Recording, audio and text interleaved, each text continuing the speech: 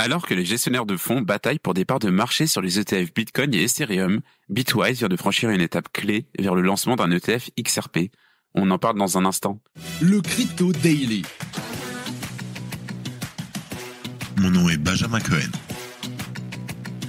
Et vous êtes bien sur le Crypto Daily. Le podcast qui traite de l'actualité crypto, NFT et métaverse. Dans vos oreilles, chaque jour, du lundi au vendredi. Salut, c'est Thomas du Crypto Daily. J'espère que vous allez bien. Et c'est donc notre actualité principale, aujourd'hui. On parlera ensuite de Robinhood qui ouvre les retraits en Europe avant d'évoquer le plan de remboursement des créanciers de FTX. Mais avant tout ça, et comme d'habitude, le coin du marché. Here comes the money. Here we go. L'actualité géopolitique secoue le marché des crypto-monnaies en ce milieu de semaine. Le Bitcoin chute de 4% en l'espace de 24 heures pour un prix de 61 090 $. L'Ethereum suit la même trajectoire avec une baisse de 6,4% pour un prix de 2 456 $. Le BNB et le Sol perdent 5,4% et 7%. Le XRP chute de 6,6%. Le Doge dégringole de 10%. Le Thon perd 6,6% et le Tron baisse de 1,8%. Bitwise fait un premier pas vers l'ETF XRP. Après les ETF Bitcoin et les ETF Ethereum, Ripple sera-t-il le prochain? Selon The Block, Bitwise a enregistré la demande auprès de la division des corporations du Delaware ce lundi. C'est la première fois qu'une demande d'ETF spot est faite pour la crypto-monnaie de Ripple, de XRP. Pour rappel, Bitwise gère déjà 2 ETF basés sur les crypto-monnaies, un ETF Bitcoin spot ainsi qu'un ETF ETH spot. Notons que peu de nouvelles ont filtré de la part des grands gestionnaires d'ETF sur un éventuel fonds destiné au XRP. La raison est sans doute à chercher du côté légal, puisque Ripple et la SEC ont été opposés dans un conflit légal qui a duré plusieurs années. Le gendarme financier américain reprochait en effet à l'entreprise de San Francisco d'avoir procédé à une vente de securities non enregistrée. Et bien que Ripple ait émergé plutôt victorieux de sa bataille légale en 2023, l'entreprise avait quand même écopé d'une amende civile de 125 millions de dollars en août dernier. Autant dire que les relations entre la SEC et l'actif de Ripple n'étaient pas particulièrement apaisées. D'autant plus que le PDG de l'entreprise, Brad Garlinghouse, est une des critiques les plus en vue du gendarme financier des États-Unis. De son côté, Grayscale n'a pas souhaité faire de demande de TF-XRP pour l'instant. L'entreprise a cependant lancé un fonds d'investissement, le XRP Grayscale Trust. Et pour rappel, l'entreprise a plusieurs fois converti ses trusts en ETF. Il s'agit donc peut-être d'une première étape. Dans l'ensemble, du coup, peu d'engouement autour à l'heure actuelle d'un éventuel lancement de TF-XRP, mais la démarche de Bitwise est donc aussi symbolique et elle pourrait être imitée. Jusque-là, la crypto-monnaie candidate la plus probable à un futur ETF a été Solana. Et à l'heure actuelle, le XRP est situé à la 7e place des crypto-monnaies les plus capitalisées, avec 33,9 milliards de dollars. Pour l'instant, l'éventualité d'un ETF n'a pas été reportée sur son prix, qui est d'ailleurs en baisse sur les dernières 24 heures. Mais on peut également s'interroger sur un autre point. Est-ce le bon moment pour Bitwise de s'engager dans ce secteur, alors que des géants comme BlackRock ou Grayscale rencontrent des difficultés à s'imposer avec leurs propres produits sur Ethereum? Affaire à suivre.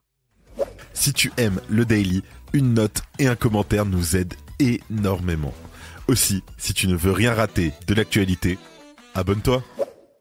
Robinhood ouvre les retraits en crypto en Europe. Fort de plus de 11 millions d'utilisateurs mensuels, Robinhood est l'un, si ce n'est le plus gros courtier en ligne. En 2018, la plateforme s'est diversifiée en ajoutant plusieurs marchés crypto, et hier, la plateforme Robinhood a donc fait une annonce de taille pour ses utilisateurs européens. Celle-ci a en effet annoncé l'ouverture des transferts crypto pour ses utilisateurs basés en Europe. Et oui, parce que jusqu'à présent, les crypto-monnaies qui étaient achetées sur la plateforme ne pouvaient pas être retirées par leurs utilisateurs. Une situation critique, notamment dans l'écosystème crypto, où l'adage Not Your Keys, Not Your Coins est central. Et pour le lancement de cette fonctionnalité, les dépôts et retraits seront ouverts sur plus de 20 cryptos, dont le Bitcoin, l'Ethereum, le Solana, ou encore l'USDC pour ne citer que. Et afin de fêter l'ouverture des dépôts et des retraits, Robinhood offre aussi un cadeau de 1% sur tous les dépôts en crypto-monnaie, payés dans la même crypto que celle déposée. Donc par exemple, si vous déposez 100 ETH, Robinhood vous offrira un ETH lors de votre dépôt. Évidemment, pour utiliser cette nouvelle fonctionnalité, les utilisateurs devront passer par quelques étapes en amont. Ils devront par exemple réaliser les procédures de KYC, ainsi qu'activer la double authentification. Ces différentes étapes pourront prendre jusqu'à 5 jours ouvrables, le temps en fait pour les équipes de Robinhood d'examiner vos informations et d'activer les transferts de crypto-monnaies avec Robinhood Crypto. Notons aussi qu'en parallèle, des rumeurs ont indiqué que Robinhood était en train de créer son propre stablecoin. Mais rapidement invité par la presse spécialisée américaine à se positionner sur la nouvelle, Johan Carbrath, le vice-président et manager général de Robinhood, a fait la déclaration suivante.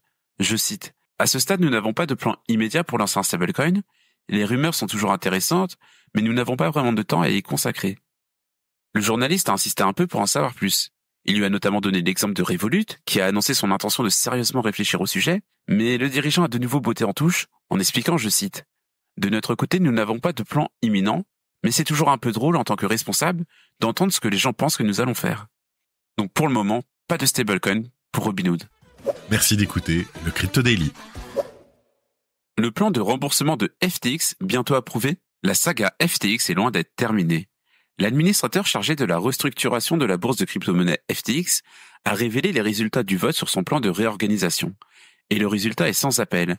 Plus de 94% des clients de FTX ont voté en faveur de ce plan. Mais qu'en est-il réellement ? Eh bien en fait, depuis plusieurs mois, deux sons de cloche retentissent autour de la faillite de l'exchange. D'un côté, FTX faisait valoir que la majorité des clients de l'entreprise recevront jusqu'à 118% de leur créance initiale.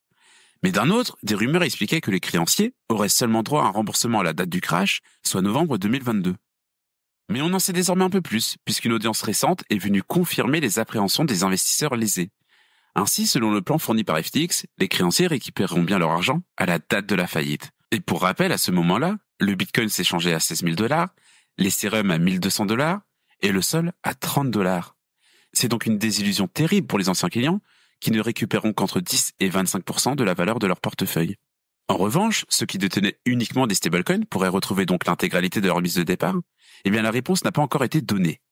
Et à présent, les regards sont tournés vers le 7 octobre prochain, puisque l'audience de confirmation du plan de remboursement de FTX aura lieu ce jour-là. Mais comme une mauvaise nouvelle vient rarement seule, les créanciers ont également eu une autre information déplaisante.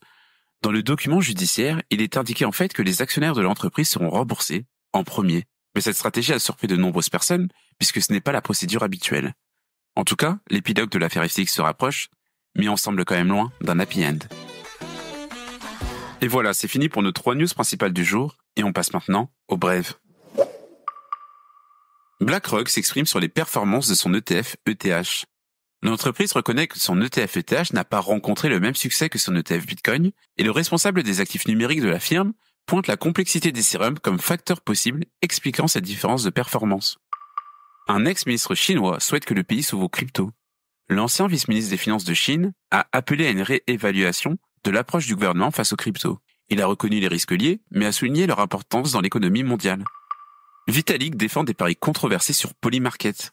Vitalik Buterin a défendu l'arrivée d'une section sur le Hezbollah sur Polymarket. Il a précisé que ces marchés ne sont pas conçus pour profiter de mauvaises situations, mais pour offrir une perspective sur des événements incertains. Binance est désormais régulé en Argentine. Binance a annoncé que ses applications mobiles et web sont désormais pleinement disponibles pour les utilisateurs en Argentine, suite à son enregistrement en tant que prestataire de services de cryptoactifs. Et on termine par plusieurs dirigeants de la DeFi qui souhaitent rencontrer Kamala Harris. Un groupe de leaders de l'industrie crypto a demandé une rencontre avec l'équipe politique de Kamala Harris. Le but, discuter de recommandations réglementaires favorisant l'innovation et l'inclusion dans le Web3 et la DeFi. Et voilà, c'est la fin de ce résumé de l'actualité du jour. Évidemment, pensez à vous abonner pour ne pas rater le suivant, quelle que soit d'ailleurs l'application que vous utilisez pour nous écouter.